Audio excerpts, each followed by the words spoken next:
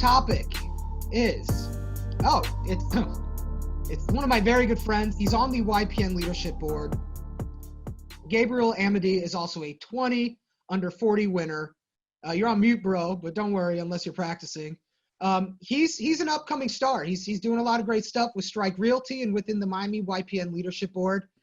And with no further ado, I give one of the 20 under 40 recipients for 2020 up to Gabriel Amedee. Gabe. What's going on? How's everybody doing today? What's going on, Kevin? Kill it. How you guys doing? Awesome. I missed my introduction. I had a call real quick. So what's going on today? We're going to be talking about providing value of zero experience. Just a show of hands. Is anybody here new or feel like they're new? Because I remember, there's always feel like you're getting new knowledge every single day. I still feel like a new agent sometimes whenever I step into a different field. So one thing that I find that's very common with new agents on our team is, especially with the cold lead business, internet leads online, everything's a lot colder now than before, not sphere referral, is they disappear. Sometimes you'll show a buyer or you'll get in touch with, a brand new contact and you felt like you had a really great connection, or even if it wasn't that good, you felt like it was going somewhere and it could be a great connection. And eventually you just couldn't get in contact with them for whatever reason. You never heard back from them. They ghosted, they disappeared. And from my experience, I feel like that happens more than often when they weren't wowed, when the buyer or the seller just wasn't, more than impressed. They felt like could have been replaceable. You provide the same value as any other realtor. And unfortunately, a lot of times, some realtors, the only value they have is opening doors, and, that's extremely replaceable. So that's exactly why I wanted to talk about today, how we can provide value without having any knowledge or experience, because the number one thing that provides value from my experience has been confidence and market expertise. So if you have that and you can bring that to the table, then that's going to be the number one game changer for you in your business. But if you don't have that because you have few transactions or you're stepping into a market that you have very little experience in, but you're very hungry to dominate it, this is what we can dive into today. And I'm going to talk about 5 quick ways that you can really overdo yourself and, be an impressive asset to any single prospect that you come across. Got any questions so far? Anyone else have experienced buyers just disappear at any point? It's nothing to be ashamed of. Happens to everyone. Not at all. You guys are pros. All right, so I'm gonna move forward then. So the first thing I want to talk about, as far as value goes, is something that I'm super big proponent of. I've been doing it since I got into business. I haven't seen many other realtors do it, but I encourage it like crazy here in my team, and that is a property flyer. And when I say property flyer, it's really easy to think about your typical MLS sheet that you would print out for Miami realtors, but I like to be really specific. Doesn't matter what type of system you use to get your flyer, make sure your flyer has your picture. Like, it's extremely identifiable. Kevin, I can't share my screen. Oh, yeah. Sure can. Yeah, I want to show a property flyer real quick. Is this your screen sharing? Can you see my screen? Yeah, we can see it, bro. Perfect. Yeah, this right here, I like to put like funny, catchy subjects and everything on my flyer. This is a listing I have now, but if it was for a buyer, I'll be like the only realtor you need. And I'll print out a flyer like this for any property that we're gonna go see. And I make sure they, I have my picture there. If I have some sort of designation that I want them to see, like CLHMS, I'll put it, company logo, all your information. And most importantly, what I would do is I laminate it. The reason I laminate it is just from my experience. People, they don't throw away, documents that are laminated. It looks like you spent a couple dollars actually for them and showing them a property. Very often too, with a cold lead, the property that they place an inquiry on is a property that they really, really, really, really like. Like it took a long time and a lot of scrolling before they decided to put their name, phone number, and email. So the home that they're inquiring on, good chance that they really like the home and they're gonna hold on to it as a reference. And that reference has your face on it. So it's a really easy way to give them something tangible that reminds them of a property that they really liked, and it has your face on it so that you can identify yourself with that property and any future properties. So that's point number one as far as value goes. I don't know if anyone has delivered any flyers, property sheets, or ever laminated anything when they go to a buyer appointment or a showing. It's really cheap with our, discounted Office Depot. Laminating a flyer comes out to $2. And I've shown up to properties with other realtors that also were scheduled with the same buyer, and I had my laminate sheet, and I sounded like I knew what I was talking about, and I've been able to win over clients in those scenarios just with that laminate. I don't know if anyone else has tried something like that. Nothing so far. All right, well, I'm going to go into point number two, because just having a piece of paper isn't enough to provide value. A second option that I always like to have available for my buyers as far as value goes is having a backup tour. Whether I mention it to them or not, I always want to have another property scheduled that would more than likely appeal to them. Whether your buyer has the time to see it or not is not a concern. I don't like to bring it up because more than often they'll just say no. But if you get in front of a cold buyer the first time you meet a prospect, you want to have another property in your back pocket, because every single minute of time that you spend with that buyer for the first time is the more higher chances you have of getting details that are going to take you to the finish line. And it helps you build rapport and relationship by spending personal time with someone in the same, environment. So I really believe that the longer you spend time with a potential prospect, the more higher likelihood that that person is going to turn into a quality lead that's faithful to you. So having a second tour in your back pocket at all times, even if it's tenant occupied, owner occupied, try to schedule something and just give yourself a little bit of notice in between, and always bring it up to the buyer. Hey, this property is beautiful. I have another one actually scheduled. If you want to go see it real quick, I think it'd be a great idea just to have comparison. Not something we have to commit to. We're just seeing the property for fun. I just want to hang out with the buyer as much as possible. So that's something that I also feel brings a lot of value to the table. Point number three that I want to discuss as far as value goes is showing the home like you own it. Like, to me, there is nothing more impressive than touring a property with your buyers and like really guiding them through the home as if it was a luxury listing. I know some of you have had to have the opportunity of showing a property that the listing agent was like a really good, solid listing agent that knew the home up and down, and they just like guided your buyers through the home like it was like a museum or some sort of elegant property. That's what I like to do for my buyers, whether it's a vacant property, occupied. I'll get to the showing early, look for everything that's wrong with the property, everything that's right, and really just get familiar with the layout, the square footage, and some details that my buyer is certainly going to see while they're walking through the property. So that when they get to the property, I'm literally walking through it like I'm doing an Instagram video.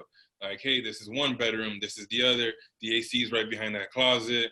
You want to make sure that, they actually feel like they're being distracted and being like tuned in to, at the end of the day, it's you're the one that's going to be guiding them. I like to I believe in decision fatigue. So when buyers walk into a property, I feel like they're looking and trying to make decisions as to whether they like it. And instead, I'm going to take the initiative. Hello. This is valet for Parkline. Got it. Hold on. I got it. Yeah. Okay. But where is it? Oh. Okay, let me see. Hey, okay.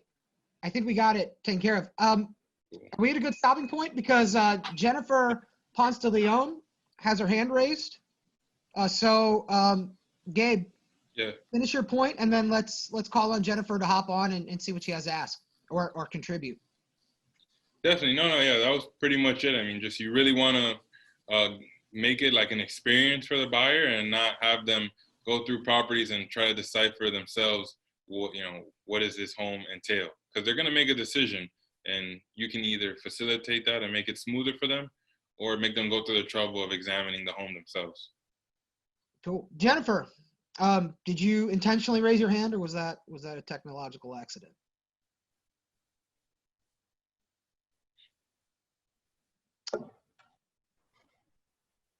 Okay, so keep going, Gabe. Oh, okay. Yeah, she was answering a question. There you go. Cool. Thank you, Jennifer. Appreciate it.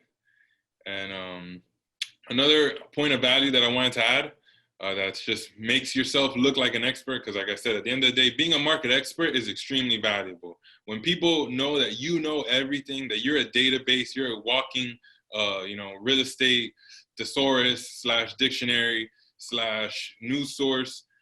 That's probably the most, the most extreme value you can bring to a lot of clients. So the more you can make yourself appear like that, the way better likelihood you have of seeming like a valuable asset. Which brings me to my next point, and it's always knowing a recent sale in the area.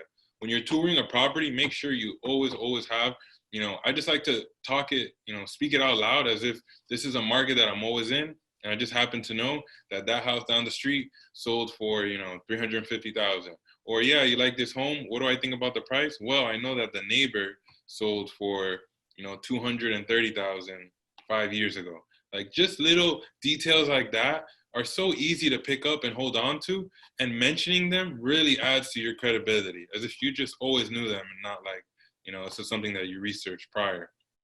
So that's an extreme value that you can bring to the client, because it adds value to your look, to your image. And to me, it's like a non-negotiable step when I go out. I want to make sure I know as many property statistics as I can about the market, about recent sales, but I'm definitely not entering an appointment if I don't know at least one. So make sure you always bring one with you. And before you know it, you do 100 tours, after a few months, and recent sales in every area, and you actually do become the market expert. So it's a great way to start practicing and implementing expertise in your market. And my last point, that is like kind of one that I get a big restraint from newer agents on the team, but I am a big proponent, if you're a new realtor in the business, of overdressing. Very often we see realtors assume that they should mirror how their client dresses. They see their clients pull up to the tour with jeans and a t-shirt or even cargo shorts, and they think like, oh, this is that type of occasion, let me dress like them. And it's extremely the opposite, because at the end of the day, they are just a customer. You wouldn't expect someone to walk into Walmart wearing a Walmart uniform. They wear whatever they want, but the Walmart employee is going to be wearing their uniform. So make sure you wear your uniform and you look like a professional. You're dressed like, the same way someone would expect an attorney or an accountant, some sort of financial advisor to be dressed. Especially in the beginning, I mean, it gives people the idea that you really take your job seriously. Sometimes they'll think that, man, he or she didn't dress like that for me. They probably have a much bigger client that they were working with earlier. And it also adds to your image and your credibility. Of course, you want to be comfortable, because nothing looks more confident than being comfortable in your apparel. But I highly, highly always recommend, if you can really dress for the occasion, wear something really professional, and come to impress, really make a good first impression, and do it every single time. It is really going to add up to your image with your customers. And when they turn to clients, they're always going to be able to speak highly of you, because their image of you is something that's a high regard. So that's basically all the points I brought to discuss today about being valuable, whether you have experience in the field or not. Does anybody have anything to contribute? Is there something that you've been surprised about giving value? Tracy, I know. Can you read what you typed, please? You don't have to show your face. It's okay, I'll show my face. What I was saying is, Gabriel, I think you make a great point that always have a backup, but I wanted to add to that, try and stay within their initial parameters that they gave you, instead of trying to see how high you can push on first interaction. Show them that you're listening to what they're saying and the parameters that they're giving. And then once you've established the relationship, then see, if you can push a little more or not. Me personally, when I was looking for a home, I didn't like it when I would start talking to a new realtor and automatically they're trying to push me, even $30,000 above where I told them my cap was. No, agreed, 100%. I couldn't agree more, to be honest. That happens. I mean, sometimes people do it out of sometimes we do it out of value. We know that there's no inventory in their price range, and we want to try to make sure that there's something we can show them, so we go up in price. But I definitely concur with what you say, and it can make the client feel unheard. And I think that's an opportunity, though, to establish the relationship and say, rather than just saying, here's houses and they're close to your price point, be honest with them and say, listen, there's nothing really available in your price point. However, these are available that are just slightly more. I think that a lot of times realtors forget that connection. And I think that's a valuable connection to have, being honest and open and saying, listen, there's nothing available, as opposed to just saying, I'd rather give them something than nothing. 100%. I always say, bring good news or don't bring anything at all. Like, I don't like to just bring bad news and that's all. Like, Let me ask a question. Have you guys ever felt like you've maybe pushed a little too much and maybe lost the sale? And if that's the case, do you mind talking about it a little bit? I mean, or have you been able to notice that maybe you are pushing too much? What did you notice that gave that as a tall tale sign? And then how were you able to course correct? Kevin, can I jump? I apologize, Gabriel. Can I jump in for a moment? No, so a question that I would, or something I would challenge each of us to do, is to stop looking at ourselves as salespeople. Right. I think that no one do we truly believe that people want to be they want to buy or be helped, but they don't want to be sold. Right. So instead of a sales professional, I would just challenge, first of all, backing up everything Tracy and Gabriel said, I would challenge us to look at ourselves as professional problem solvers. That's why people use us. They have a problem. Have we identified what their problem is?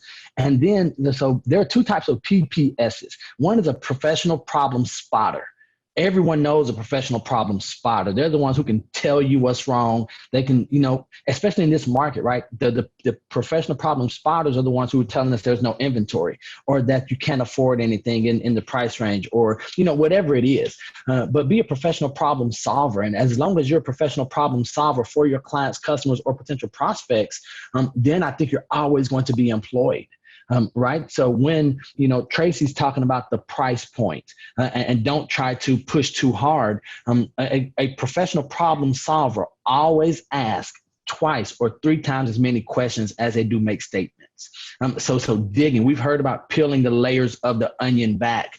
How much do you really know what your clients, not only what their, or customers, I want to say clients or customers, what their parameters are, but what's the why behind that? Why do they need a 3-2? Is it just because that's what all they think they can afford? Are they using that third bedroom as an actual bedroom? Could they get by with 2 and a den, or 2 and an office, or a Florida room? So I think the quality of the questions we ask are really going to dictate the level of service that we provide to our clients and customers. And ultimately, as Gabriel said, if we aren't positioning ourselves as experts to, because we can all have zero experience, right? But we can't have just because you have zero experience does not give us the okay not to have know-how, not to have done our homework. So that's what I've learned. I have pushed, to answer your question, Kevin, I have pushed clients too far in the past. And a lot of that came from two things as a real estate agent. The first one was ego, right? Just thinking that I knew what my clients wanted better than they did. And I think that's a very dangerous place for us to be. And then the next one was ignorance.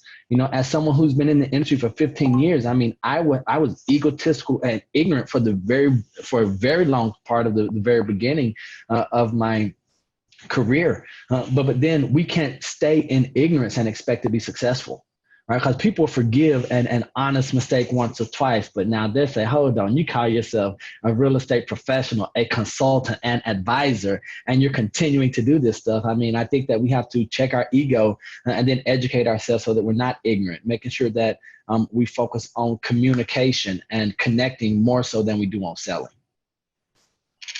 I definitely want to second. Go ahead. Me? Yeah. Great points, guys, Neil and Gabriel. Question to you, Gabriel. In regards to your first point regarding the flyer. So suppose you connected with a lead today, and you're chatting with them and they say, you know what, I really like 123 Prospect Place, right? I would definitely love to see it today. And that's what, like 3 or 4 hours from your initial conversation. Now, are you still printing out those flyers, or how are you preparing for that?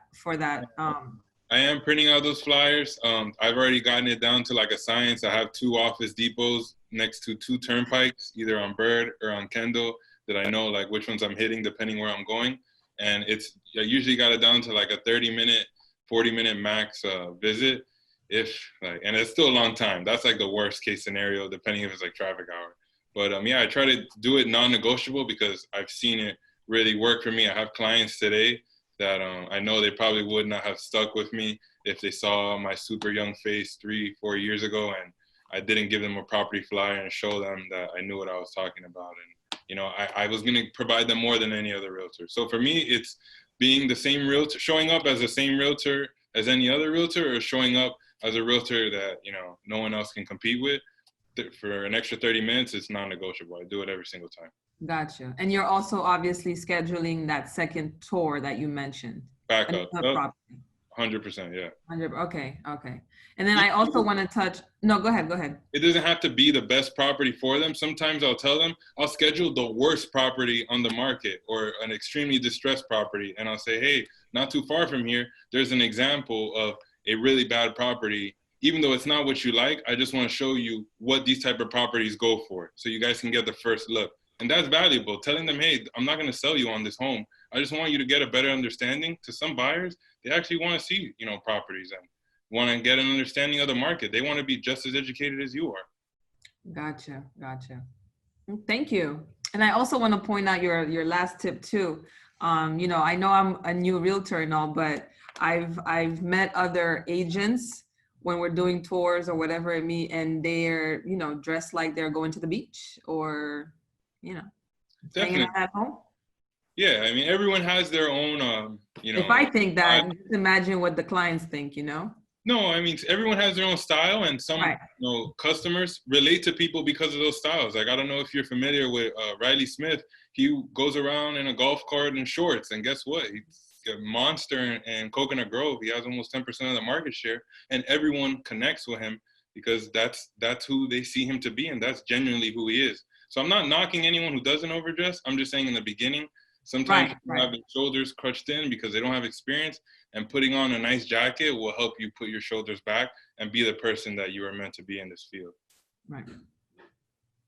It's not like a deal breaker or not, but like it's something to I consider. Get it. No, yeah. No, the initial is what I mean. The initial. Yeah. Awesome. Well, hey guys. Hey, Gabe, man. Congrats on being a 20 under 40 winner, first of all. And second, man, thanks for always stepping up to the plate and being a freaking boss. Thank you. Great A session. freaking boss, man. Come on, brother. Thank you. So thank you for your input, by the way, Neil. I just wanted to add, like, one thing that he mentioned was just like definitely, it just left my point. I was holding on to it. I'm sorry. I forgot it already. But he said something that I was like dying to reinforce. But, it was the good news that he was like, always bring a problem, a solution. I'm super big on that too. Like, always come in with a solution. I never call with problem spotters are not allowed here. Like, we're always coming through the table with a solution. If not, you got to go back to the drawing board. Like, until there's a solution, stay where you're at and stay quiet and keep working on it.